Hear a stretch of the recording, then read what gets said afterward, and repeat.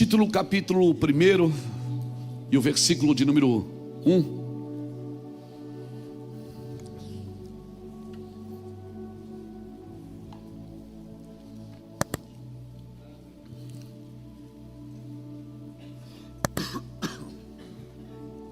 Diz assim: Paulo, servo de Deus e apóstolo de Jesus Cristo, para promover a fé que é dos eleitos de Deus e o pleno conhecimento da verdade segundo a piedade, na esperança da vida eterna que o Deus que não pode mentir prometeu antes dos tempos eternos e em tempos devidos manifestou a sua palavra mediante a pregação que me foi confiada por mandato de Deus, nosso Salvador. A Tito, meu verdadeiro filho, segundo a fé comum, graça e paz da parte de Deus Pai e de Cristo Jesus, nosso Salvador. Por esta causa te deixei em Creta, para que pusesses em ordem as coisas que ainda resta, bem como em cada cidade constituísse presbíteros, conforme te prescrevi.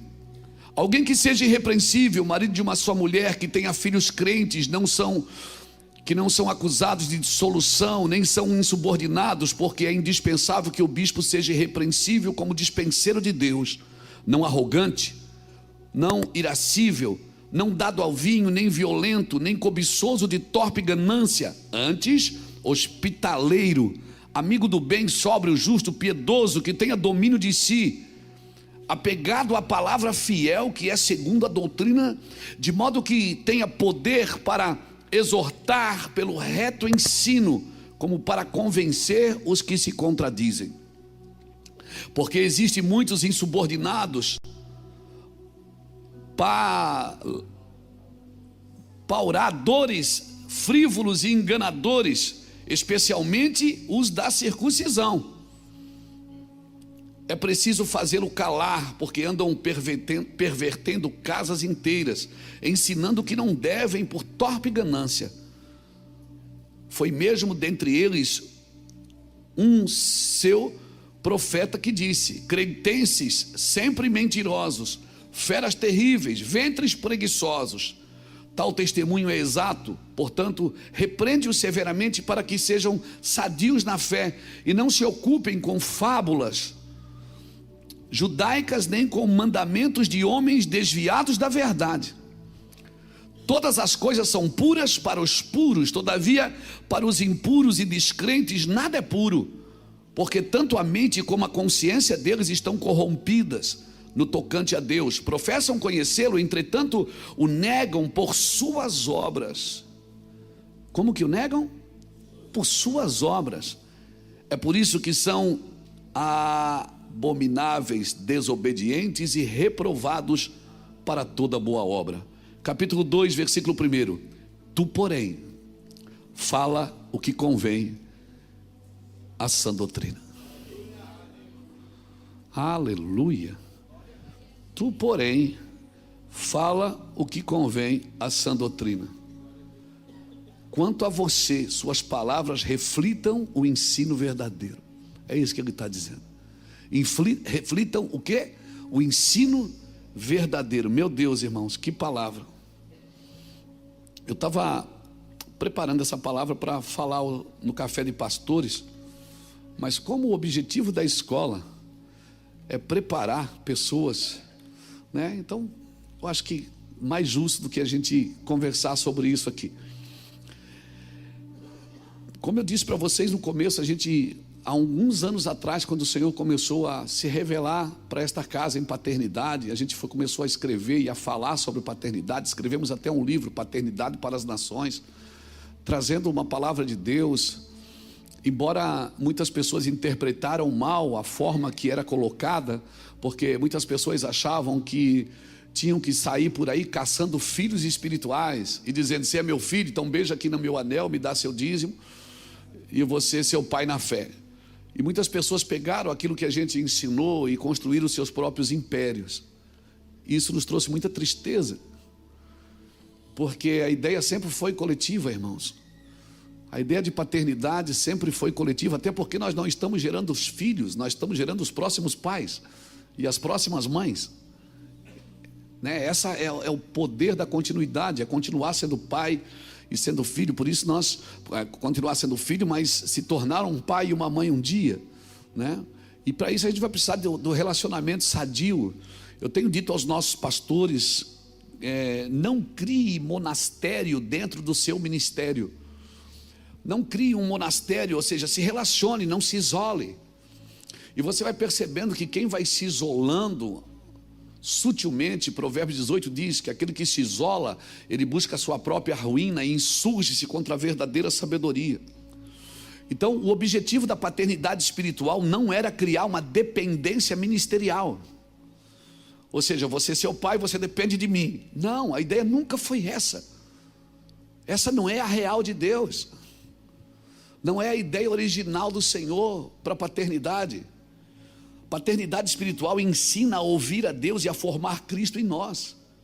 Um pai de destino, ele ajuda as pessoas para que Cristo seja formado na vida delas e ensine elas a ouvir a Deus. Tem um trabalho que a gente faz aqui, um trabalho novo, inclusive começou há pouco tempo, já se fazia, mas se fazia de uma forma desordenada, agora a gente está ordenando, chama imersão. O objetivo qual é? É descobrir, porque tem muitas pessoas que têm dons na igreja, mas são dons muitas vezes desordenados, e se a gente ajustar, tem muito canhão aqui nessa igreja, irmão.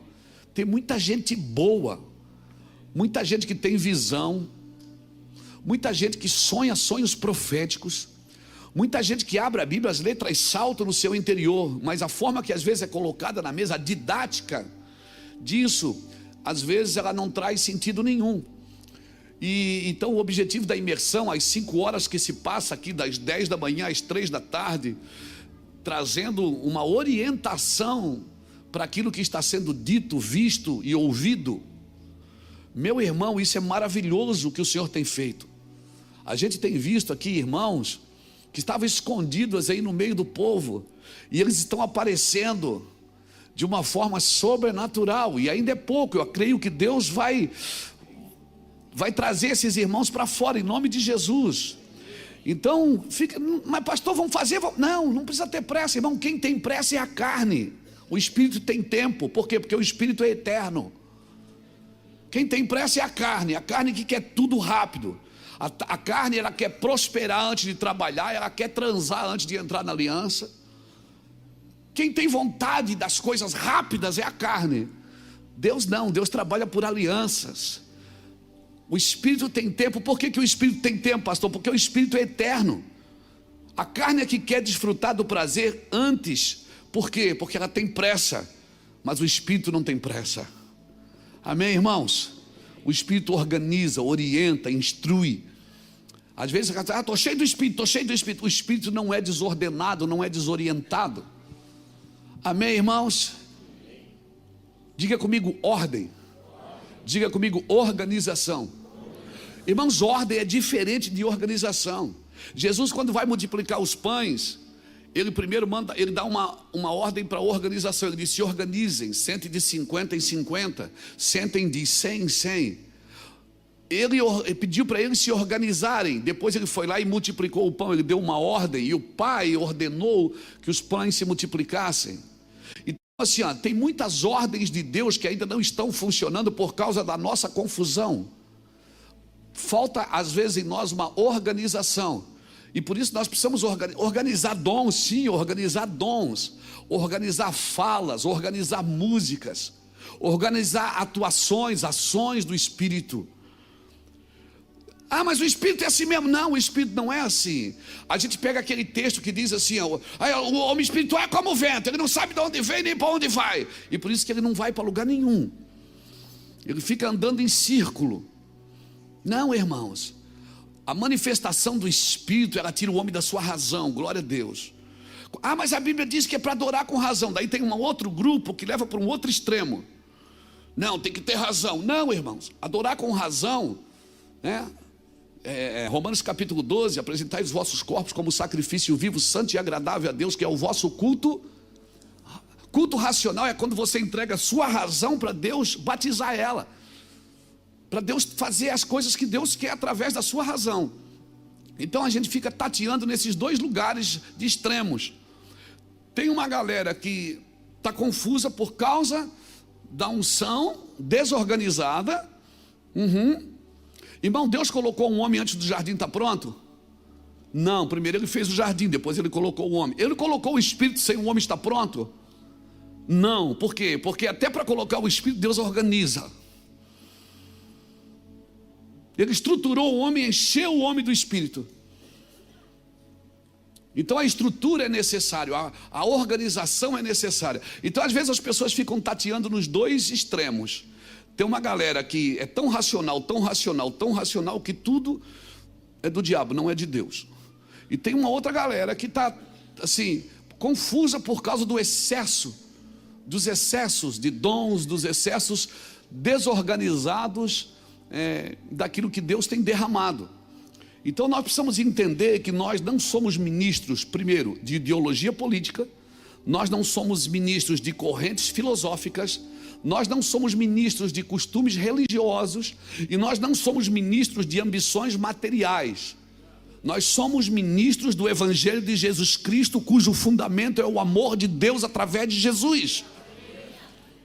É simples.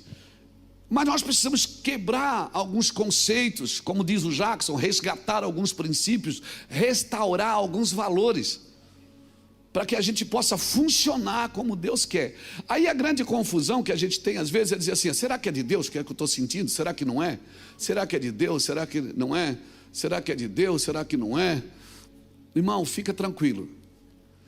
Se há sinceridade no seu coração, se há disponibilidade no seu coração de ser instruído, de aprender, a Bíblia diz que o sábio, ele busca mais sabedoria ainda. É ou não é? Então fique tranquilo, só tome cuidado com os extremos. Então quando esse texto, que Paulo escreve para Tito, ele chama meu verdadeiro filho. Primeiro, a gente precisa entender que Tito era um cristão gentil. Ele não era judeu, ele era companheiro de algumas viagens do apóstolo Paulo. Certamente Tito era grego. E Paulo está chamando ele de meu verdadeiro filho. Ele não vinha de uma linhagem judaica, ele era um gentil. E Paulo diz assim: meu verdadeiro filho, por esta razão eu te deixei aí para que tu coloque em ordem. Diga comigo, ordem. Irmãos, verdadeiros filhos vão trazer ordem para aquilo que o Senhor está fazendo. Vão trazer ordem, porque em nome de dons, em nome dos dons, a gente diz: eu tenho dons, eu tenho isso, eu tenho aquilo, e a gente vai fazendo muitas coisas que não contribuem para o crescimento, traz mais confusão do que edificação. Colocar em ordem o que ainda não está, colocar em ordem é ordenar, não é só organizar, é uma questão orgânica de ordem e de direção. Como eu disse aqui, Jesus pediu para primeiro fazer o quê? Organizem de 50 em 50, de 100 em 100. Depois Jesus pegou aqueles 5 pães e 2 peixes e orou e se multiplicou. A ordem veio de cima, a organização é nossa. Então só um filho, irmãos, um verdadeiro filho pode colocar em ordem o que ainda não está. Colocar em ordem não é somente uma questão organizacional, é colocar em ordem a partir de uma natureza de propósito. Deus, ele tem um propósito, e como disse, acho que foi Ulisses hoje, se eu não me engano, eu tenho que cuidar para não atrapalhar o que Deus está fazendo. Colocar em ordem a partir de uma natureza de propósito, porque o que nós vamos fazer tem origem, tem destino. Por isso que Deus é alfa e ômega, é o princípio e o fim. Não é só organizar para o serviço, que isso a igreja parece fazer muito bem. Ela organiza para o serviço, ela organiza para o serviço. A maioria das reuniões presbiteriais são para organizar para o serviço, não para ordenar aquilo que Deus está dizendo, fazendo e mostrando. Então, organizar é a partir de uma natureza de identidade. Eu não organizo só para o serviço. Muitas vezes, para voltar ao propósito, eu tenho que parar o serviço ministerial, que o serviço ministerial pode estar equivocado, e o meu serviço ministerial pode não estar contribuindo com aquilo que Deus quer fazer na igreja. Mas muitos de nós temos uma escola, a gente veio de uma escola, ou tradicional, ou pentecostal, né? Ou pentecostal au, né? Que é mais que pentecostal, é pentecostal ao quadrado. Então a gente aprendeu de uma forma, e aí às vezes a gente tem dificuldade de se mover de outra forma. E quando alguém apresenta alguma coisa que a gente não conhece, a igreja, ela começa a ressarcir tudo que ela não consegue dominar. Às vezes, quando tem uma coisa que a igreja não consegue controlar, é melhor. Tem dificuldade de investir numa pessoa que ela não consegue dominá-la. E a gente tem que ter cuidado com isso. Então, organizar é a partir da natureza de identidade. Nós precisamos organizar a partir da nossa natureza e da nossa vocação. E é tão interessante que ele diz: por esta razão eu te deixei em Creta. E aí você vai estudar sobre Creta, ali em Atos 27, do versículo 7 ao 44, eu não vou ler para a gente ganhar tempo. Paulo, quando estava indo para Roma naquele navio que afundou, lembra o navio que afundou? Todo navio que Paulo entrou afundou, mas teve um que a Bíblia relata um capítulo inteiro, que é o que sofreu aquele vento, o Euro-Aquilão, né? Quando juntou o vento norte e o vento sul, e o Euro-Aquilão, deram até nome para o vento, né? Euro-Aquilão, faz sentido, Euro-Aquilão. Esse dia eu até falei assim, ó, você já percebeu que nome de demônio só tem nome brasileiro? Né? As pessoas vão expulsar demônio, ela diz: sai Maria Padilha, sai Preto Velho, sai Zé Pilintra. Ninguém expulsa o William, o Ralph. Não tem demônio com nome de inglês, irmão. Nome europeu. Você já tomou posse dos demônios e nomenclaturou eles tudo com nome português. É Zé, Maria. Ninguém diz sai Jefferson.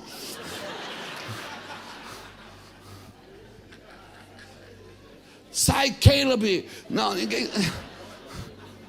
Já viu? Lá no Nordeste expulsa demônio, não é? Mas expulsa, mas é só nome brasileiro, né? Ô, irmão, tem demônios em outras nações também, viu? Quando você for pregar nos Estados Unidos, não chama de sai Zé, sabe Yosef, né? Chama de Yosef. Então, deixa eu voltar aqui para a mensagem, mano. Eu não quero sair da casinha. O Ulisses já fez a gente rir bastante hoje de manhã. Glória a Deus. Então Paulo está indo para Roma, e você conhece a história, aquele navio. E sabe onde aquele navio afunda? Ele afunda perto da ilha de Creta. Ele afunda perto de Creta. Eles estavam perto de Creta, na maior ilha da Grécia, né, onde tinha influência grega, humanista e dualista. Grécia, Gretáce, ou seja, rocha, mas não é essa rocha que a gente firma a nossa vida. E é tão interessante que quando Paulo fala a Tito, ele diz: por essa razão eu te deixei em Creta. E na filosofia grega, você vai ver que em Creta tinha um deus, a mitologia grega era um deus chamado Minotauro. Não é aquele lutador de UFC, não. O Minotauro, ele tinha corpo de homem e cabeça de boi, vivia dentro de um labirinto. Essa era a mitologia grega. Esse era o deus da Grécia, de Creta, da ilha de Creta, o Minotauro. Quem assistiu o Sítio do Pica-Pau Amarelo quando era criança está entendendo o que eu estou falando, né? Ou seja, ele tinha o corpo de homem, humanista, e tinha a cabeça de boi. Ou seja, o governo estava na força. O governo estava na força, a visão estava na força, a audição estava na força, a mentalidade estava na força. E ele preso dentro de um labirinto, de um lugar sem saída, de confusão. Irmãos, e aí Paulo diz: Tito, você é meu verdadeiro filho, eu vou te deixar nessa terra, nesse lugar aí, para você colocar em ordem o que ainda resta. Irmãos, um verdadeiro filho vai tirar as pessoas, não da sua humanidade, mas dessa mentalidade humanista. Um verdadeiro filho de Deus, alguém que tem uma identidade celestial, alguém que entendeu Deus como Pai. Essa pessoa ela vai entender que as trevas sempre vão interferir no que Deus está falando aos homens. Mas por esta causa eu te deixei aí, para você mudar essa realidade humanista. E aí você vê o estado dos cretenses, Tito capítulo 1, versículo 10 ao versículo 16, bota aqui para mim, Tito 1, 10 ao 16, pode botar na tradução NVT. Olha como é que estava o estado dos cretenses, porque existem muitos insubordinados, pois há muitos rebeldes que promovem conversas inúteis e enganam as pessoas. Refiro-me especialmente àqueles que insistem na necessidade da circuncisão. É preciso fazê-lo calar, pois com seus ensinamentos falsos tem desviado famílias inteiras da verdade. Sua motivação é obter lucro desonesto. Até mesmo um deles, um profeta nascido em Creta, disse aos cretenses: são mentirosos, são animais cruéis e comilões e preguiçosos. Isso é verdade, portanto repreende-os severamente, a fim de fortalecê-los na fé. É preciso que deixem de dar ouvidos a mitos judaicos e às ordens daqueles que se desviaram da verdade. Para os que são puros, tudo é puro, mas para os corruptos e descrentes, nada é puro, pois tem a mente e a consciência corrompidas. Afirmam que conhecem a Deus, mas negam por seu modo de viver. São detestáveis e desobedientes e não servem para fazer nada de bom. Acabou, né? Isso. Os cretenses tinham essa fama: mentirosos, bestas ruins e ventres preguiçosos. Resumindo aqui nesses 6 ou 7 versículos. Esse é o espírito dos cretenses, que é estruturado aonde? Na mentira, na teimosia e no amor próprio, ao próprio ventre. Mentiras, você conhece, são falsas verdades baseadas em fundamentos filosóficos que estabelecem o sofisma. Teimosia é pautada no quê? No orgulho e na soberba. Crente teimoso, ele não tem noção de que aquilo é verdade, mas ele acredita e continua insistindo numa coisa que nem ele tem noção daquilo. Ventres preguiçosos, ou seja, eles tinham um coração egoísta de pensar em si próprio. E Tito foi deixado ali, que Tito precisava lutar contra esses 3 principados. E você combate a mentira com o quê? Como é que você combate a mentira, irmãos?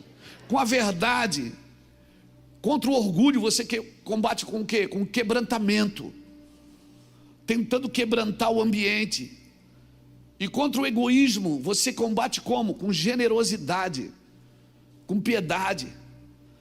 Mas ele precisava ser um verdadeiro filho. Paulo diz: você é meu verdadeiro filho, ou seja, você me ouviu, você entendeu, e você pode sim praticar isso de uma forma justa e correta.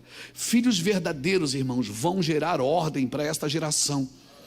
Filhos verdadeiros do Senhor. Eu não estou falando de crente evangélico, irmãos.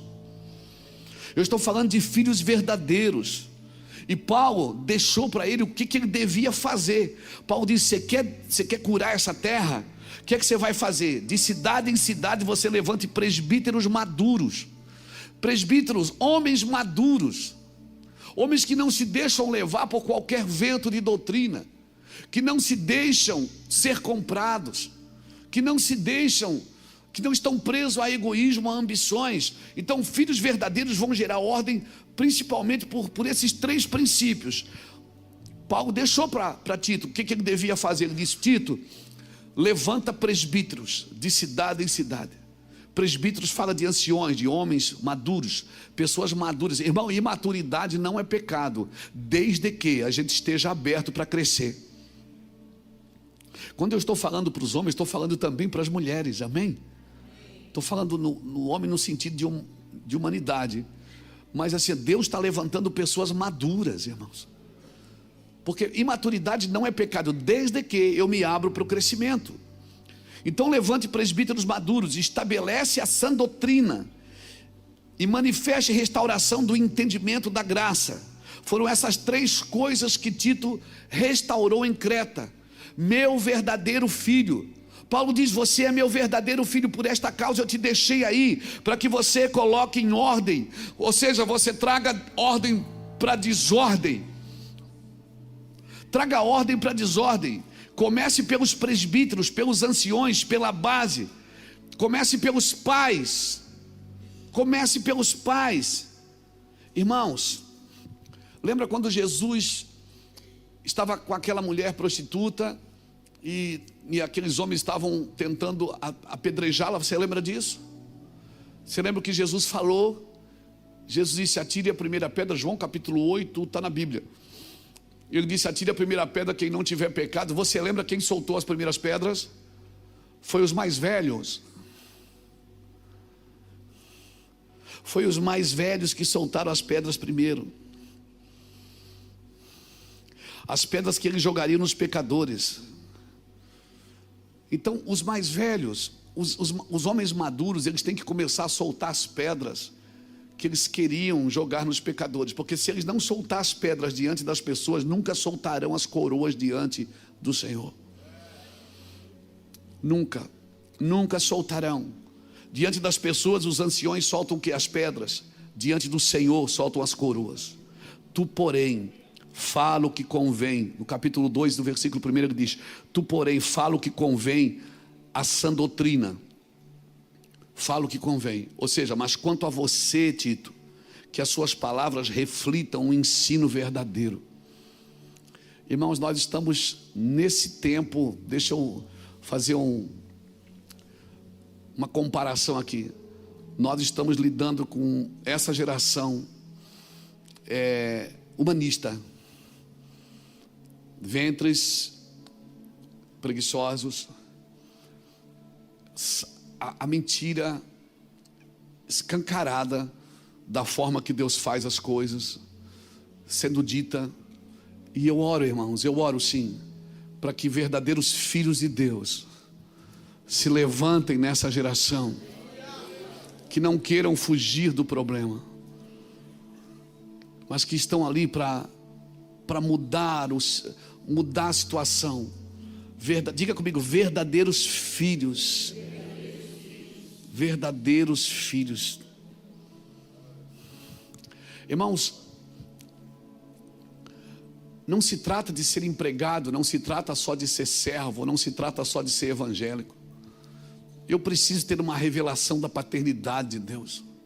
Se eu não tiver uma revelação da paternidade, eu vou estar na igreja, eu vou estar servindo na minha cidade simplesmente por causa de mim, porque eu preciso de ajuda. Eu preciso ser curado, eu preciso ser transformado, eu preciso prosperar. Então tudo que eu faço para o Senhor é a partir de mim, não é a partir daquilo que o Senhor determinou para os seus verdadeiros filhos. Abra sua Bíblia comigo em Josué capítulo 5, versículo de 1 a 9. Versículo de 1 a 9, nós vamos ler de 1 a 9, no capítulo 5. Eu vou ler aqui. Josué capítulo 5, Josué 5 de 1 a 9, diz assim: quando todos os reis amorreus e os a oeste do Jordão e todos os reis cananeus que viviam junto ao mar souberam como o Senhor havia secado o Jordão para que os israelitas atravessassem, perderam o ânimo e se encheram de medo por causa deles. Irmão, antes de chegar na terra, o povo já estava com medo. Antes de chegar na terra, o povo da terra já sabia que o povo de Deus estava chegando, eles já estavam com medo. Versículo 2: naquela ocasião o Senhor disse a Josué: prepara facas de pedras, ou de pederneiras, que é a mesma coisa, e circuncide esta segunda geração de israelitas. Por quê? Porque Abraão já tinha circuncidado a primeira, se eu não me engano, em Gênesis 17. Naquela ocasião, Naquela ocasião o Senhor disse a Josué: prepara facas de pedras e circuncide esta segunda geração de israelitas. Essa é a segunda geração que saiu, né? Porque saíram do Egito. A primeira geração estava no Egito. A segunda geração nasceu no deserto. Eles não estavam circuncidados, porque Moisés não circuncidou ninguém, nem os seus próprios filhos. Lembra disso? Lembra de Êxodo capítulo 4? Quando Moisés não circuncidou seus filhos e Deus quis matar ele numa estalagem? Olha, um homem que Deus chamou para salvar uma nação, mas porque ele não circuncidou seus 2 filhos, Deus queria matar ele. O que eu aprendo aqui? Que para Deus é melhor que eu marque a minha casa, marque os meus filhos, do que eu salve uma nação. Vai vendo. 3. Então Josué preparou facas de pedras e circuncidou toda a população masculina de Israel em Gibeate e Aralote. Josué teve de circuncidá-los, porque todos os homens com idade suficiente para ir à guerra, quando saíram do Egito, haviam morrido no deserto. Todos aqueles que saíram haviam sido circuncidados, mas isso não aconteceu com os homens que nasceram depois da saída do Egito, durante o tempo no deserto. Os israelitas andaram 40 anos pelo deserto, até que tivessem morrido todos os homens com a idade suficiente para ir à guerra. Quando saíram do Egito, o povo havia desobedecido ao Senhor, e o Senhor jurou que não os deixaria entrar na terra que ele tinha prometido solenemente, nos dar uma terra que produz leite e mel com fartura. Assim Josué circuncidou os filhos dos israelitas que haviam crescido e tomado o lugar de seus pais, pois não tinham sido circuncidados no caminho. Pois que toda a população masculina foi circuncidada, o povo permaneceu no acampamento até os homens se recuperarem. Guarda isso. Então o Senhor disse a Josué: hoje lancei fora a vergonha de sua escravidão no Egito. Por isso até hoje aquele lugar se chama Gilgal. Gilgal fala de círculo. Olha o que o Senhor disse. Veja bem, o que eu aprendo aqui? Irmãos, eles estão para tomar a terra que é deles. Eles estão para entrar na terra que o Senhor havia prometido. E antes de entrar na terra, eles já sabem que o povo está com medo deles. Está ganho, é nossa. Só que o problema deles não era o inimigo que estava fora, era o inimigo que estava dentro. A mentalidade ainda era de escravo. E Deus não arriscou. Deus disse: eu preciso circuncidar vocês, para vocês terem uma mentalidade de filho. Porque se você não tiver uma mentalidade de filho, você vai trabalhar por salário e não por herança. Se você não tiver a mentalidade de filho, você vai pregar para construir seu império, não o reino, não para manifestar o meu reino. Se você não tiver a mentalidade de filho, você não vai fazer o que o pai está fazendo, você vai fazer o que você quer. Porque o filho faz o que vê o pai fazendo. Então o maior problema daquele povo para tomar aquela terra não era o inimigo que estava na terra. Por quê? Porque o inimigo que estava na terra já estava com medo deles. O seu maior problema é a sua mentalidade, que veio para a igreja, aceitou Jesus, mas ainda tem uma mentalidade de escassez, de escravidão.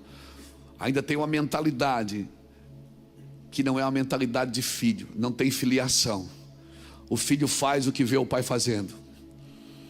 Amém, irmãos? Por isso você precisa mudar a sua mentalidade. Para quê? Para conquistar o lugar que Deus te entregou. Ele é seu, mas com essa mentalidade evangeliquez, com essa mentalidade de escassez, essa mentalidade, irmãos, deixa eu te falar, a resistência maior não era o inimigo. A maior resistência que nós enfrentamos é a nossa consciência de natureza. Eles nasceram no Egito, a maioria deles nasceu no Egito. A maioria deles talvez saiu pequenininho, ou no colo, ou nasceram no Egito. A Bíblia diz que eles nasceram no Egito, no deserto. Seus pais já tinham, a maioria, morrido. Talvez eles eram filhos de muitos daqueles que a terra engoliu. Deus está dizendo: essa terra é de vocês, mas se vocês não tiverem uma mentalidade de filho, vocês vão transformar essa terra num Egito. Você está me entendendo? O nosso problema é de consciência, de natureza. Eles eram, e a Bíblia não diz que eles eram filhos de Deus, a Bíblia diz que eles eram filhos de Israel. Aos filhos de Israel, perdoe pelo trocadilho aqui, eles eram filho da mãe, mas não eram filho do pai. Eles eram filho de Israel, mas não eram filho de um pai. Eles não tinham a mentalidade de paternidade. E isso acontece até hoje com a igreja cristã evangélica. A pessoa muda de religião, ela deixa de ser católico, deixa de ser espírita, deixa de ser budista, alguma religião que ela já frequentou, e ela passa a ser, não, agora eu sou evangélica. Você precisa crescer como um filho de Deus, senão você não vai assumir o lugar que o Senhor te entregou. Você vai estar sempre brigando e discutindo por coisas que já são suas. Você vai fazer campanhas para ganhar coisas que já te pertencem. Por quê? Porque não temos a natureza de filho. O nosso problema é de uma consciência de natureza. Os inimigos aqui já estavam derrotados, mas eles precisavam ter uma consciência de filho. Como é que você vai colocar em ordem uma terra se você não tem uma consciência de filho? Tito, meu verdadeiro filho, por essa razão eu te deixei aí em Creta. Eu não deixei um discípulo, eu não deixei um empregado, eu deixei um filho. Eu deixei um filho. Para salvar tem que ser um filho, irmãos. Quem veio salvar? Muitos profetas profetizaram. E você vai perceber que muitas mulheres estéreis da Bíblia geraram filhos ilustres, porque elas geravam segundo a palavra de Deus. Elas não podiam ter filho. Deus disse: vou te dar um filho, seu filho vai ser isso, isso e aquilo. Elas eram estéreis, geravam filhos. Mas quando Deus vai gerar o filho dele, não podia ser uma estéril, tinha que ser uma pura. Porque os filhos precisam nascer da pureza. Você está me entendendo? Essa terra já é sua. Não, essa terra é do diabo, o mundo é do demônio. Não, a terra é sua. Diga para alguém que está do seu lado: é minha. Essa terra prometida aqui já é minha. Ele deu a terra aos filhos dos homens. Eu não vou fugir da terra, a terra é minha. Eu não vou fugir da terra, é minha. O problema é que a gente não tem uma consciência de filho, por isso fica negociando o espaço. Nós precisamos ter uma consciência de filho, irmãos. Deus comigo é uma coisa, Deus em mim é outra coisa. Os discípulos nunca tiveram dificuldade de entender Deus com eles.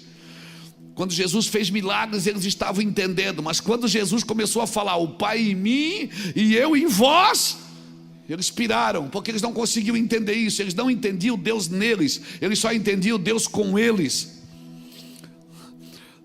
Deus quer mudar a tua consciência, irmãos. Deus quer mudar a sua consciência. Você não é um coitadinho que foi deixado na terra para sofrer. Embora o sofrimento é pedagógico para você assumir o seu ambiente, o seu lugar. Quando Deus mandou Josué circuncidar todos os filhos de Israel, masculino, os filhos homens, ele disse: circuncida, porque hoje eu vou tirar a vergonha de vocês. Ou seja, eu vou mudar vocês. Essa mentalidade de escrava que você pensa que crente é ignorante, que crente nasceu para sofrer, que crente não pode ser rico, que crente não pode ter dinheiro, que crente não pode fazer nada, que crente não pode ser conhecido, ser famoso, ter sucesso, porque não, ele tem que ser humilde. O que isso tem a ver com humildade, irmão? Humildade é você saber quem você é. Humildade não é pensar menos de si, é pensar menos em si. Humildade não é pensar menos de si, é pensar menos em si. Eu sei quem eu sou, e por isso que eu sou, eu não preciso pensar muito em mim. Eu posso pensar nos outros que ainda não sabem quem são. Eu já sei quem eu sou. Paulo chamou Tito e disse: combate esses falsos ensinos, combate essa filosofia, essas fábulas judaicas, combate isso, porque eles estão presos a isso. E a igreja evangélica fica presa, irmãos, a costumes, fica presa a tradições evangeliqueis, a tradições judaicas, fica presa às coisas e não toma uma atitude de consciência de filho. Amém, irmãos? Amém? Você está me entendendo? Eu estou sendo claro? Você não precisa gostar do culto, você precisa entender ele. A pessoa de Cristo, em sua formação, Cristo é formado no corpo de mãe, a igreja, mas ele tem uma mentalidade de pai, que é Deus. Quem é o corpo? É a igreja. Quem é a mãe dos filhos de Deus? É a igreja. E uma igreja que se preza, irmãos, ela não tira das pessoas essa condição de filho. Você não é filho de nenhum pastor, embora alguém pode chamar, e aí, paizão, como é que você está, paizão? Beleza, paizão? Puxa, paternidade, Arthur, paternidade é alguém ajudar você a ouvir a voz de Deus. Paternidade, Arthur, é alguém entrar na sua vida. João, é alguém entrar na sua vida e não tomar esse lugar que é de Deus na sua vida. Você está me entendendo, irmão? Aqui até para comprar o carro você tem que perguntar a cor para o pastor. Isso não é paternidade não, gente. Isso é tirar de você aquilo que Deus disse que é para mim fazer por você. Então entenda, humildade não é pensar menos de si, é pensar menos em si. Você pegou isso? Por isso, como corpo de Cristo, nós trabalhamos como mãe. Nós cuidamos. Mas por que nós cuidamos? Porque a igreja é a mãe dos filhos de Deus. Por isso, como corpo de Cristo, nós trabalhamos como mãe, mas nós pensamos como pai. Nós precisamos trabalhar nas pessoas como pai, como paternidade, destravá-las, desenvolvê-las.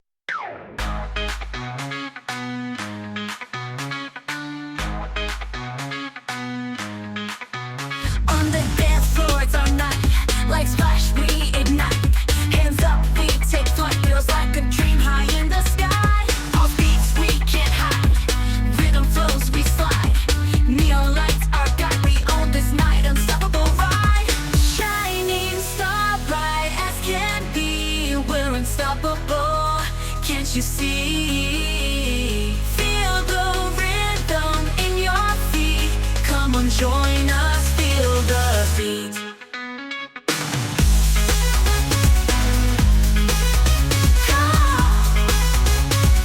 Come on, join us. Feel the beat. Echo fast within the wall. We were in love that never meant to stay. Some things are real,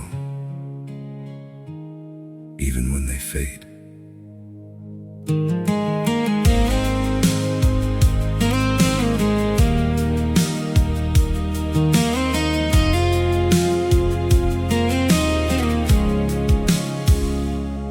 I used to think if we kept holding on, we could bend the truth somehow.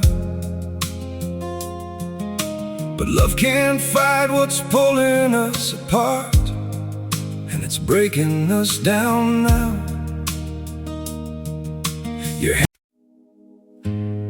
We had it all, or at least it felt that way. Now it's just silence, where your voice used to stay. I still replay the nights we couldn't sleep, talking about a life we chased somehow. We were building dreams on fragile ground, didn't see them breaking down till now. Your shadow lingers in the air I breathe, like a song that never found its end. We kept saying we would never change, now we don't even pretend. Goodbye, my everything, my only. They say letting go makes you lighter. So why does my chest feel heavier every time I try to forget you? I packed away the pictures on the shelf, but somehow you're still everywhere. In every quiet moment I can't escape, you're the echo hanging in the air. Told myself this was the right thing, that love shouldn't feel this hard. But walking away from what we built feels like tearing out apart. We say goodbye just to let go.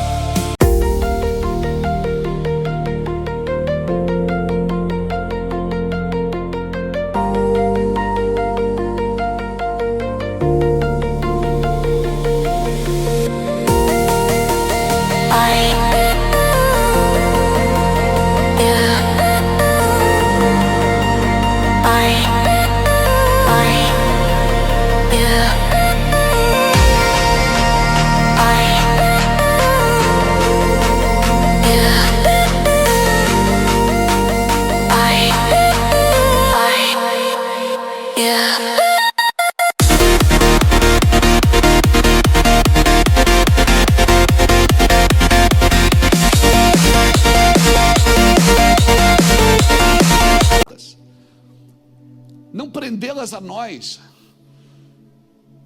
porque essas pessoas elas têm uma vocação, elas têm uma responsabilidade de possuir o lugar que Deus as entregou. Aquele lugar é seu. O meu trabalho é ajudar você a possuir o lugar que Deus te colocou. Aleluia, irmãos. Nós precisamos trabalhar com o amor de mãe, com a cabeça de pai. Funcionamos como mãe e pensamos como pai. Irmãos, Moisés era o líder dos pais desses homens. Quando Deus os tirou do Egito, tirou escravos que viraram servos, empregados. Eles eram bons de serviço, mas eles eram ruins de relacionamento. Eles funcionavam bem, mas se relacionavam mal. E mesmo funcionando mal, eles conseguimos nos salvar. Mesmo funcionando mal, nós conseguimos nos salvar. Agora, mas nós não conseguimos estabelecer. O nosso trabalho como ministros do Senhor é desenvolver na pessoa a paternidade de Deus. Foi isso que Jesus veio fazer. Jesus não veio trazer uma religião, religião Israel já tinha. Jesus veio revelar o Pai. Por isso que quando ele começou a chamar Deus de Pai, eu e o Pai somos um, ele chocou os judeus. Amém? Eles não tinham a noção de pai, eles eram filho da mãe, filho da nação, os filhos de Israel. Até hoje são chamados filhos de Israel. Eles eram filho da mãe, mas não eram filho do pai. Não tinham uma mentalidade de pai. Aí aparece um galileu dizendo: eu e o pai somos um, quem vê a mim vê o pai, eu faço o que vejo o pai fazendo. Eles disseram blasfêmia, alguns se rasgaram e disseram blasfêmia, mentira.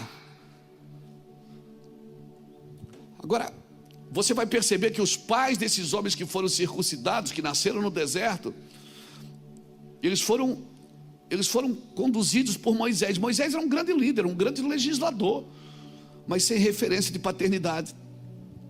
Moisés era líder deles, cara bom de serviço, mas ruim de relacionamento. Você conhece alguém que é bom de serviço e ruim de relacionamento? Vai gerar semente segundo a sua espécie. As pessoas vão ser boas de serviço, mas ruins de relacionamento. E o fato dele não ser bom de relacionamento não atrapalha o serviço. Quem não é bom de relacionamento, trabalha, Jackson. Continua trabalhando, não tem problema. Agora, quando ele tirou o povo do Egito, a sua mulher não estava com ele. Se encontraram numa estalagem. Ele estava tão focado no serviço que perdeu a noção de família. Moisés, ele teve crise de relacionamento em todas as áreas. Ele teve crise de relacionamento com a esposa, crise de relacionamento com os filhos, com os irmãos e com seus líderes. Por quê? Porque Moisés se empenhava no serviço e não em relacionamento. E o serviço não o colocou na terra prometida. Pegou? Pegou? O serviço não o colocou na terra prometida. Por causa do serviço, quase comprometeu até o seu relacionamento com Deus. Quer um conselho? Talvez você vai ter que diminuir o serviço para voltar a ter relacionamento com Deus. Mas eu trabalho para Deus. Mas Deus não te chamou para trabalhar para Ele. Deus te chamou para estar com Ele. O trabalho é o extrato de um bom relacionamento. E por que Moisés só focava no serviço? Moisés foi criado por 3 mulheres: sua mãe, sua irmã Joquebede, Miriam, e a filha de Faraó. Ele não tinha referência de pai, ele só tinha referência de mãe. Então ele tinha muita noção de desempenho de corpo, mas não de paternidade. Ele tinha noção de desempenho de trabalho, de funcionamento, mas ele não tinha noção de paternidade. Ele levou o povo ao limite do serviço, mas não terminou o serviço. Quem terminou o serviço foi o filho por adoção, chamado Josué. Josué é filho por adoção de Moisés. Deus levanta Josué, e o que é que Josué diz? Moisés vai para o ministério e deixa a família para trás. O sogro tem que levar a esposa no caminho para se encontrar com ele. Josué é ao contrário. Josué diz assim: vocês escolhem quem vocês vão adorar, porque eu e a minha casa.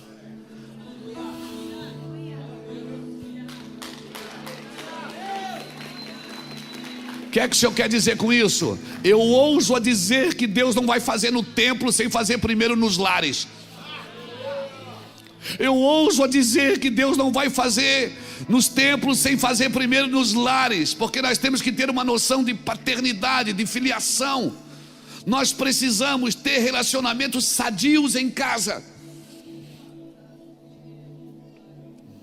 Tito, meu verdadeiro filho, por essa razão eu te deixei aí para colocar em ordem.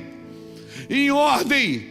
Nós temos muita noção de organização, de gerar serviço, de promover o serviço. Nós precisamos de ordem. É como dissesse assim: Deus, está tudo pronto, o Senhor quiser fazer, o Senhor pode fazer, porque a gente não vai fazer mais nada. Eu só fiz o altar, eu só faço o altar, eu só arrumo as pedras, eu faço o altar, eu ponho a lenha. O cordeiro não precisa, porque Deus já proveu o cordeiro, e eu fico ali queimando o fogo. Não sou eu que boto o fogo, senão seria fogo estranho. Quem põe fogo estranho no seu próprio altar se queima, se machuca, fere você e a sua casa. Eu preciso ter uma noção de fazer a coisa certa, irmãos.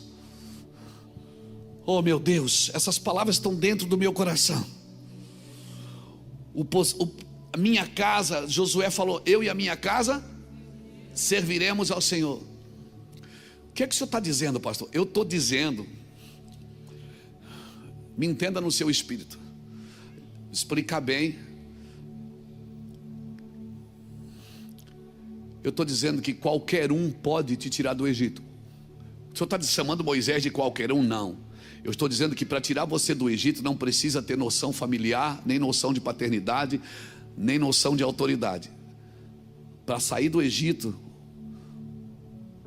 pode ser assim, mas para entrar na promessa não.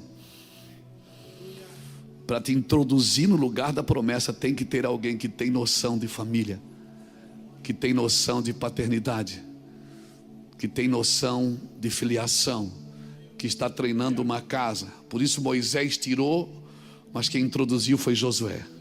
Eu e a minha casa serviremos ao Senhor. Você está me entendendo, irmãos? O que é que o senhor está dizendo? Eu estou dizendo que sucesso ministerial não substitua fracasso familiar. Essa é a hora que você diz: ai, aleluia. Você está me entendendo? Sucesso ministerial não substitui fracasso familiar. Moisés foi criado sem pai. Ele não tinha noção de paternidade. Eu sei que muitas pessoas que foram criadas sem pai, quando elas encontram Jesus, como que é isso, pastor? Irmão, toda religião tem um Deus, mas Jesus não disse que te levaria a um Deus. Ele disse: eu vou ao Pai, e eu não vou te deixar órfão. Jesus nunca foi pai, mas ele disse que não ia deixar você órfão. Ele nunca foi pai biológico, mas ele disse: eu não vou te deixar órfão. Irmãos, Josué, ele não tinha a mesma competência que Moisés. Não tinha. Moisés foi o maior legislador das Escrituras. Josué não tinha a mesma competência, mas ele tinha mais noção de família do que Moisés. E aí Josué fez o que Moisés nunca fez: circuncidar seus filhos biológicos e espirituais. Marque a sua casa, meu irmão. Minha irmã, marque a sua casa. Marque a sua casa. Você está me entendendo? O que vai transformar essa geração, irmãos, o que vai transformar, o que vai deixar um modelo correto, é a noção que você tem de família. Porque se você tem noção de família, você tem noção de conquista, você tem noção de autoridade. Entenda o que eu estou te dizendo. Ah, pastor, mas eu já perdi minha família, perdi meu casamento. Não entra em condenação. Faz de novo. Faz bem feito. Ah, pastor, eu errei. Faz de novo. Mas dessa vez faz bem feito, porque agora você tem noção de paternidade. Amém? Moisés não circuncidou nem seus próprios filhos. Quem circuncidou seu filho foi sua esposa Zípora. Não temos outra referência de um homem ser circuncidado por uma mulher. Essa é a única referência das Escrituras. Diga para quem está do seu lado: filhos não empregados. Somos filhos não empregados. Somos filhos de Jacob. Deixa eu falar aqui. Quem aqui já trabalhou com seu pai biológico? Você já trabalhou com seu pai biológico? A gente não ganhava salário. Era só um dinheirinho. E quando alguma coisa dava errado, com quem ele brigava primeiro? Era com o empregado ou com o filho? Meu pai falava assim: Luiz, você tem... Eu disse: pai, mas não fui eu. Ele disse: mas isso é seu. Você tem que cuidar, isso é seu. Você tem que ter noção de filho. Tá vendo? O cara que eu mais brigo na terra tá aqui, ó. O Charles, o Samuel, o Mano, o Dudu. Mas eu brigo com eles. Porque, irmãos, sabe, o homem que treinou o Samuel no futebol, ele se chama Jurandir. É um cara brutão, mas pensa num homem de coração lindo. E às vezes a gente ia no campo e a gente via ele brigar com os meninos. E os meninos bons de bola. Os meninos bons de bola e o Jurandir xingando. Para, rapaz, tá. Eu ficava assim: cara, por que tá brigando com esse guri? O guri é bom de bola. Por que não briga com aquele noida lá, que não sabe nem chutar bola? Eu disse: Jurandir, por que vocês brigam com esses meninos, cara? O menino é bom. É por isso que eu brigo, porque ele é bom. Eu sei que ele tem mais para me dar. Aquele lá não vai ser jogador, tadinho. Então eu não vou brigar com ele. Mas esse aqui, ele tem mais para me dar. Sabe, irmãos? Por isso que o pai pega mais pesado com o filho. Porque tu és meu filho, eu te gerei. E quanto mais tu queres, mais Deus quer. E quanto mais tu entra, mais Deus te dá. E quanto mais parece que tu mais investe, mais Deus consegue arrancar de você. E você fica: puxa, aquele cara faz tudo errado, dá tudo certo para ele. O Senhor diz: ele é só crente. Você é filho. Você é meu filho. Você tem muito para me dar. Eu vou arrancar o melhor de você. Eu vou tirar da boca dos pequeninos o perfeito louvor. Você não consegue me dar o perfeito, mas eu consigo arrancar de você o perfeito louvor. Então, se estão cobrando de você, é porque você é íntimo. As exigências de Deus são para os íntimos. Você já viu que quanto mais você ora, parece que mais é você convidado para orar? Quanto mais você chora, parece que mais... Por que Deus não deixa você em paz? Cada um que cuide da sua vida, deixa eu cuidar da minha. E Deus fica trazendo a vida dos outros no teu coração. É assim com você? Você está em casa, de repente Deus, você pensa no João: oh Deus, abençoa o João. Você nem sabe se o João está bem ou está mal.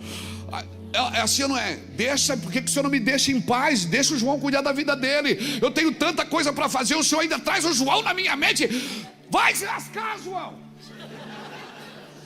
E o Senhor diz: é porque você é meu filho. O meu sentimento eu compartilhei com você. A minha unção eu compartilhei com você.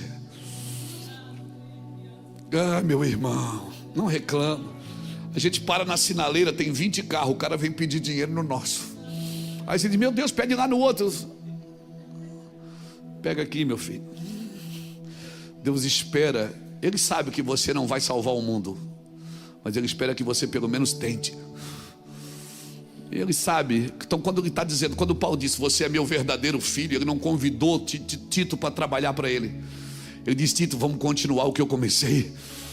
Ele não chamou Tito para trabalhar para ele. Ele disse, Tito, prega aí que eu vou te dar uma oferta, vou te dar um salário. Não, ele disse, Tito, meu verdadeiro filho. Sabe por que você está aí? Porque você é filho. Você está aí por um propósito. Então se estão exigindo de você, é porque você é filho. A minha filha, a esposa do Charles, a Bruna Caroline, quando ela era menininha, um dia ela teve uma crise de desespero. Ela falou assim, pai, por que para nós tudo é difícil? A gente passava um momento muito difícil. E ela disse, por que para nós tudo é difícil? Todo mundo pode, a gente não. Todo mundo tem, a gente não. Eu disse, não é assim, filha. É assim sim. Naquela ocasião eu não me lembro se a gente tinha sido traído por alguém. Não sei. A gente é traído todo dia, né? E só cresce, a gente só cresce com isso. Nós somos filhos. E ela estava em desespero. E eu tentando, Bruna, para de reclamar. Não, tá doido, cara. A gente não pode nada. O senhor é um homem de Deus, a mãe é uma mulher de Deus. A gente ora, a gente vai para a igreja, a gente faz tudo certo, a gente não deve nada para ninguém. Por que é assim? Veio uma palavra. Eu disse, filha, as exigências de Deus são para os íntimos. Deus não exige nada de crente meia boca, de crente que só quer os seus favores, não quer a sua essência, não quer a sua vida. Ela enxugou a lágrima assim, então nós somos íntimos. Eu digo, somos, nós somos íntimos do Senhor. Você vai ser uma menina muito abençoada na sua vida. Suas filhas, seus filhos, ela não era mãe ainda, era menina. Seus filhos vão ser abençoados na sua vida. Seu marido mais ou menos, mas não, tô brincando.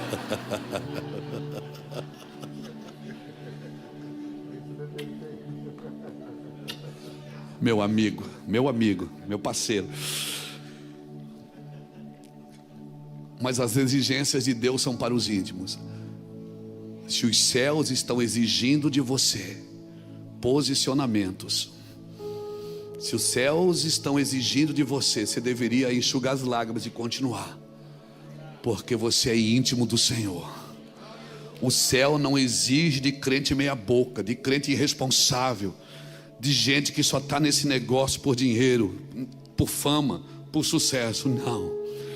Se estão exigindo de você, é por essa razão que eu te deixo aí em Creta, nesse lugar humanista, nesse lugar de gente enganadora, nesse lugar difícil de lidar. É por essa razão que eu deixo vocês aí no meio. Amém?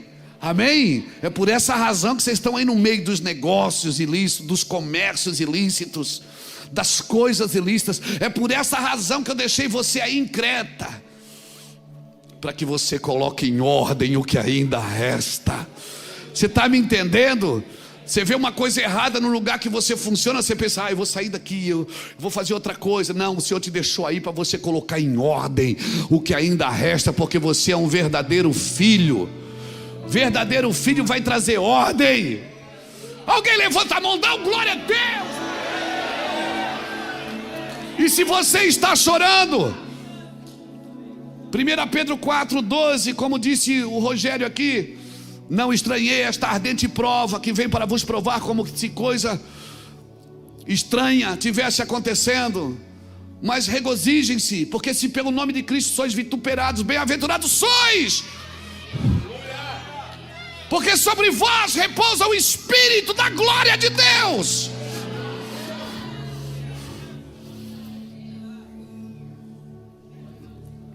Mas o bruxo, mas o idólatra, mais o feiticeiro. Irmãos, essas pessoas e essas coisas não impedem a igreja de crescer.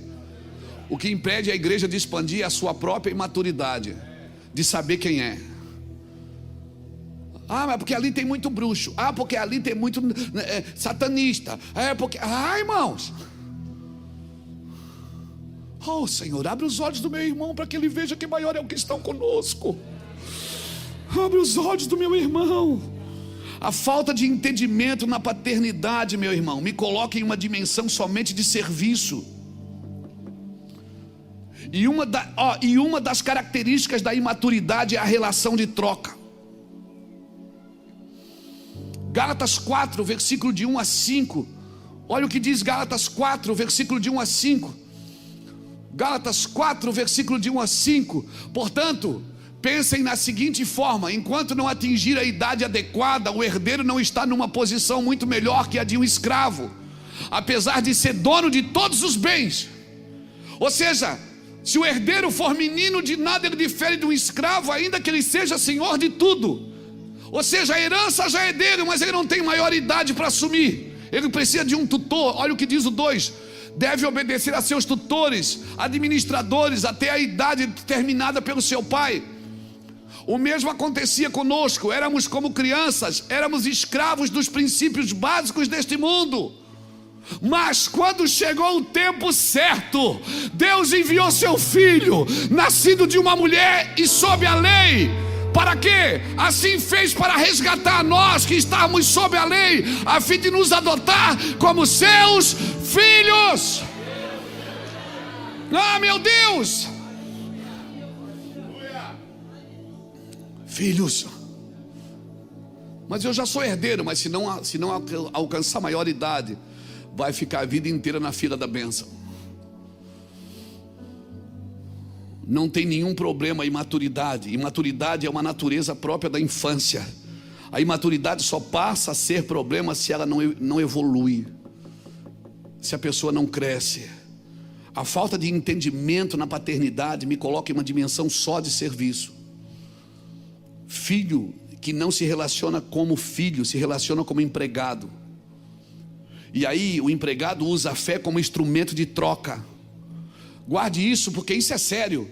O empregado, ele usa a fé como instrumento de troca. Ele usa a fé para adquirir, não para se relacionar. Relacionamento ou regulamento? Onde você vive? Em que lugar que você vive no Evangelho? Regras sustentam uma relação imatura.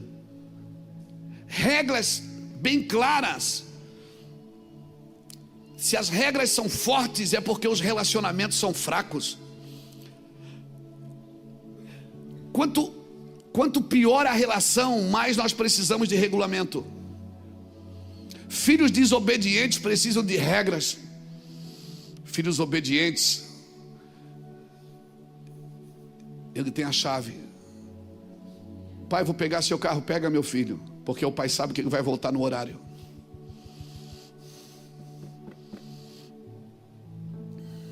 Você está me entendendo? Quando você precisar relatar demais o regulamento, é porque a relação está comprometida. Por isso, enquanto não se relacionavam, eles precisavam de regras. Então, irmão, mas o senhor está dizendo que não é para trabalhar? Não, irmão, eu não faço porque o serviço é importante. Eu faço porque fazendo eu estou alimentando a relação.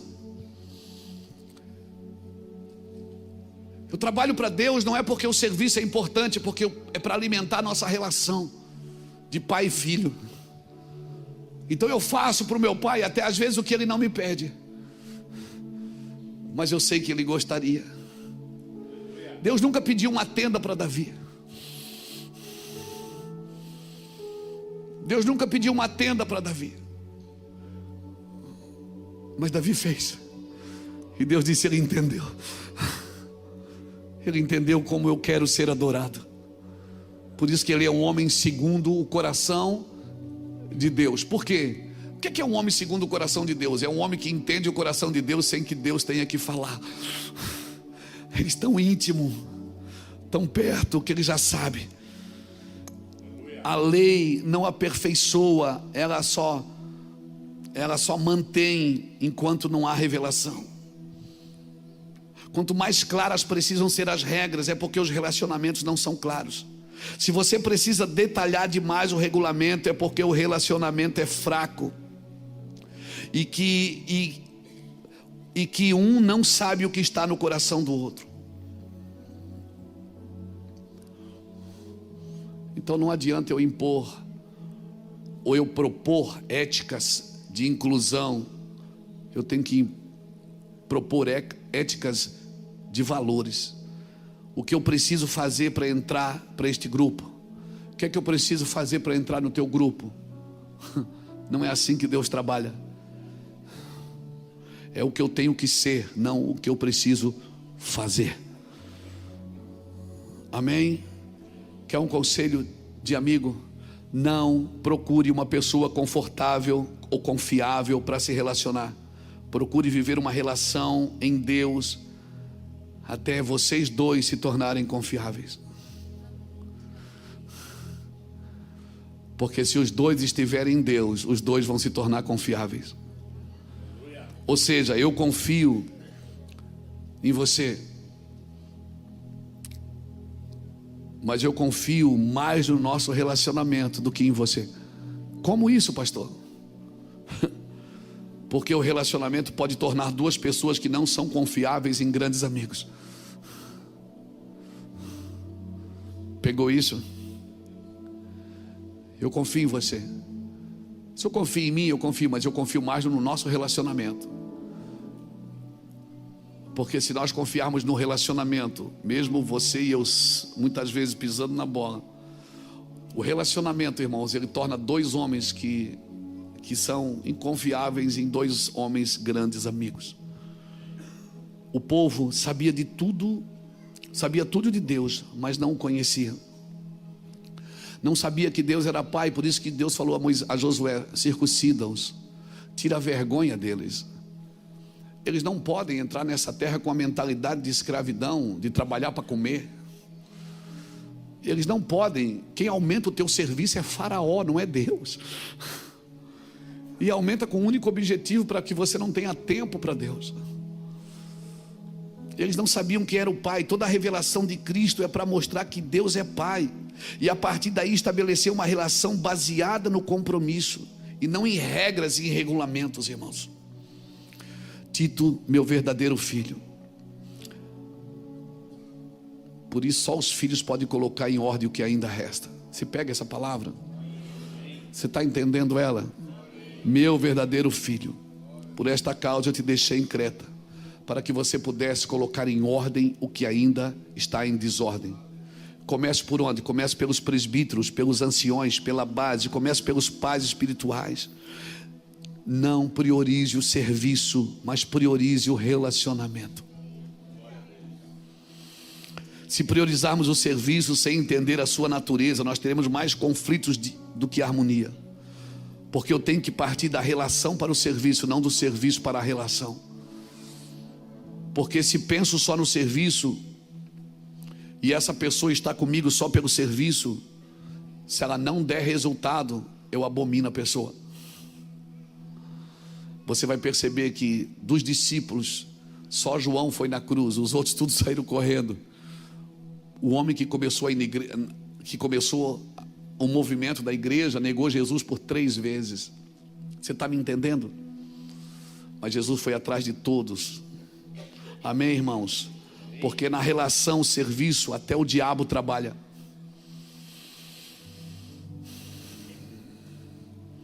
Se eu me relaciono com pessoas só por causa do serviço, até o diabo pode trabalhar na relação. Mas se está no relacionamento, meu Deus. Amém, querido? Então eu quero deixar essa palavra para você. Deus tem uma tarefa para nós na terra. E não é deixar tudo aqui e ir para o céu. Por esta razão eu te deixo aqui, para que você coloque em ordem o que ainda resta. Amém, irmãos? Não tenha uma mentalidade fugitiva, não tenha uma mentalidade escapista, escrava, que Deus me colocou aqui para sofrer. Enquanto eu não sair desse mundo, eu não vou viver em paz. A nossa fé precisa ter essa característica relacional antes de ser empreendedora. Nós precisamos de relação com Deus. Deus te deixou aqui para transformar todas as coisas. Amém, querido? Eu deixo essa palavra no seu coração. Toca essa pessoa que está do seu lado e diz: meu verdadeiro filho. É assim que Deus quer que você se veja. Meu verdadeiro filho, é assim que Deus precisa que você se veja. Senão você não vai dar a resposta correta para esse lugar ruim de falsas profecias, de enganos, de mentiras, de corrupções. Deus te colocou aí para dar uma resposta correta. Aleluia. Amém, irmãos? Comece pelos presbíteros, pelos anciões, coloque bases. Comece pelos pais espirituais. Aleluia. Glória a Deus.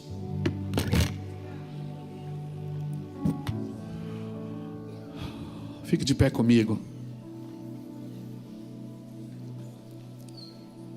Aleluia. Pegue essa palavra e analise se a sua mente não está muito evangeliquez. Analise se você não está muito fora dos propósitos de Deus para aquilo que Deus tem para a sua vida. Você é meu verdadeiro filho. Você é meu íntimo, ou pelo menos deveria ser. Não se relacione com Deus só pelo serviço, porque o dia que você não estiver funcionando, você vai achar que Deus não te ama. O dia que você não estiver funcionando, não estiver com o microfone na mão, ou estiver fazendo alguma coisa para Deus, você não vai ter uma relação de pai e filho. Amém, irmãos? Tá, o que é que eu faço para ser filho? Nasce. De preferência, de novo. Nasce de novo. Eu tenho meus pais biológicos, mas eu preciso nascer de novo para ter essa consciência. E se eu tenho essa consciência, irmãos, eu vou viver na terra em paz. Eu vou dar respostas para esse mundo caído. Eu vou dar respostas para os cretenses. Paulo deixou claro para Tito: você está nesse lugar e eu vou te dizer como que é esse lugar. Esse lugar é assim, mas por essa razão eu vou te deixar aí, porque você é meu verdadeiro filho. Amém? Uma mente evangélica, irmãos, só evangélica, uma mente que vive negociando com Deus tempo, espaço, condição, não entendeu o que eu estou falando. Não entende o que eu estou falando. Eu preciso nascer de novo para ter uma mente, sabe, uma mente de transformação. Eu preciso entender que esse lugar é meu. Nós cantamos aqui: essa terra prometida já é minha. Essa terra é de vocês. Eu dei para vocês. Mas por favor, você precisa ter uma mentalidade de filho. Eu vou tirar a vergonha. Amém? Eu vou tirar essa mentalidade de vergonha, de medo, de culpa de vocês, para vocês viverem como filhos. Você pode estar passando dificuldade, mas isso não te define. Irmão, Noé um dia bebeu um porre, mas Noé não era um bêbado. Davi um dia adulterou, mas ele não era um adúltero. Abraão um dia mentiu, mas ele não era mentiroso. Eu quero dizer com isso que uma situação não define o que você é. Uma situação não define quem você é. Eu quero orar por você. A minha oração é que dessa escola sua mentalidade mude. Talvez não é nem seu coração que precisa mudar, é a sua mentalidade de lidar com esse novo coração. Um coração disposto a obedecer. Sai do seu lugar, vem aqui na frente, deixa a gente orar com você antes da gente terminar.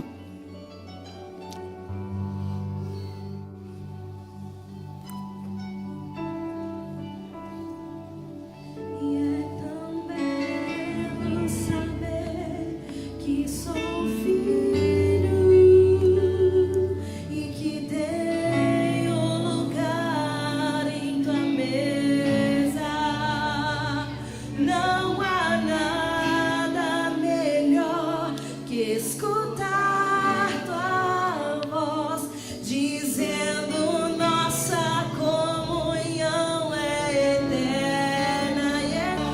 para que Ele ordene a sua casa e seus filhos depois dele, para que se cumpra em Abraão tudo aquilo que eu havia dito. Lembra que eu abri a escola com essa palavra? Colocar em ordem, irmãos, é colocar na vontade de Deus, porque a ordem é divina. Às vezes nós organizamos e tiramos da vontade de Deus. Ordem é divina. Então Abraão, coloque em ordem o que ainda resta. Coloque em ordem a sua casa, seus filhos depois dele. Coloque em ordem, irmãos. Por essa razão eu te deixei aí. Mas por que Deus não me leva? Por que Deus não faz diferente? Porque você é filho. Amém? Deus precisa de um filho, porque quem vê o filho, às vezes quem vê um evangélico vê só a sua denominação, mas quem vê um filho vê um pai. Então nos lugares difíceis não são empregados que ficam, são os filhos, porque quem vê o filho vê o pai. Os filhos são figuras representativas, não indicativas. Os filhos são figuras representativas, não são indicativas. Se você pegar a rua aqui, tem uma placa dizendo proibido virar à esquerda. Você não pode virar à esquerda, porque tem uma placa. Isso é uma representatividade indicativa, está indicando. Mas uma autoridade representativa é se tirasse a placa e colocasse um guarda, e o guarda dissesse: pode entrar aqui. Não, mas tem uma placa. Não, mas eu estou falando que pode. Então você não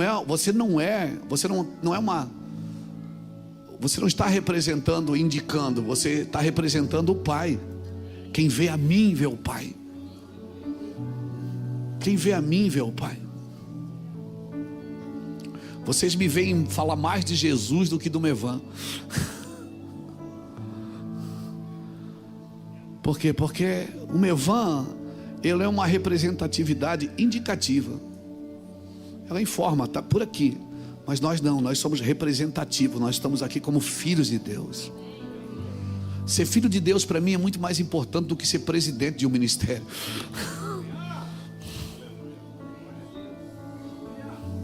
Sou um filho de Deus.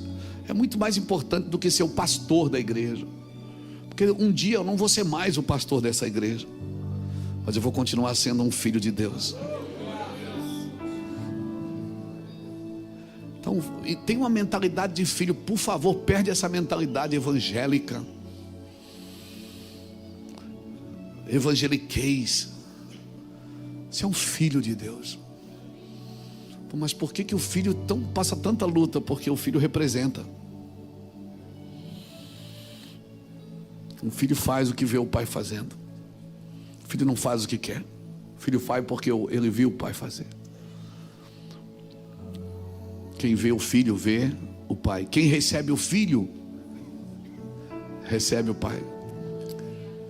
Tem igrejas, isso é tão sério que tem igrejas que me convidam para pregar, eu não vou. Eu mando um filho da casa primeiro. Da forma que eles tratam o filho, vai me dizer se eu vou ou não vou. Porque se eles não tratam um filho dessa casa, se eles querem usar o filho só para chegar no pai, você está me entendendo? Tem um ditado populacho que diz assim, ó: quem meu filho beija, minha boca adoça. Por isso que Jesus disse: se vocês fossem filhos de Abraão, vocês sabiam quem eu sou. Amém, irmãos? Guarde essa palavra no seu coração. Assiste de novo. Você é um filho de Deus. Mude essa mentalidade. Perca essa mentalidade de sofrimento. Quer dizer que se eu perder eu vou parar de sofrer? Não. Você vai sofrer com nobreza, com categoria. Amém? Você vai entender: eu estou passando isso porque eu sou filho. Eu estou passando isso porque eu represento o meu pai. E a mensagem que eu quero passar, que o meu pai, ele está me permitindo viver isso para que ele seja visto em mim. Enquanto eu tento mostrar algo, eu não consigo mostrar o pai. Mas se eu morro, né, o pai é visto. Jesus, obrigado por essa palavra. Que o Senhor guarde o nosso coração e guarde a nossa mente. Que o Senhor nos esconda em Ti, Senhor.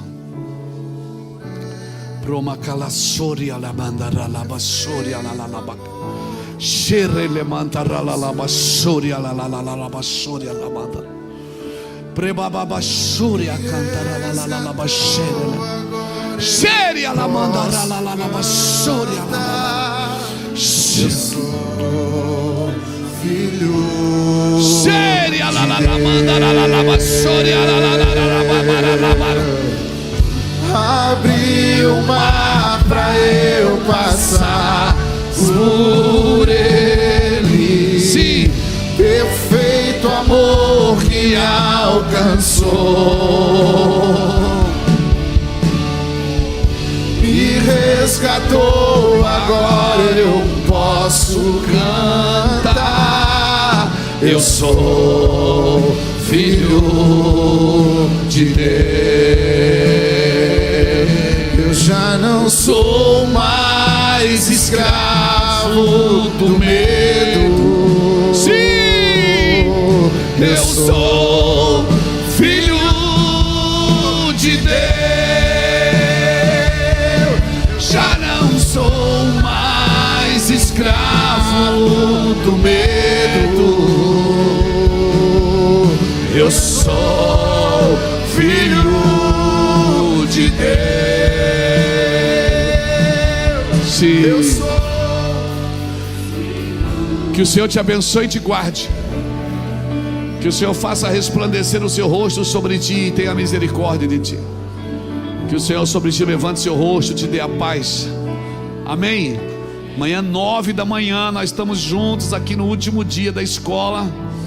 Amém. Amanhã nós temos 2 ministrações pela manhã e uma noite, e terminamos um sábado de manhã com um café com pastores e líderes. Vai na paz, filho de Deus. Vai na paz, filho de Deus.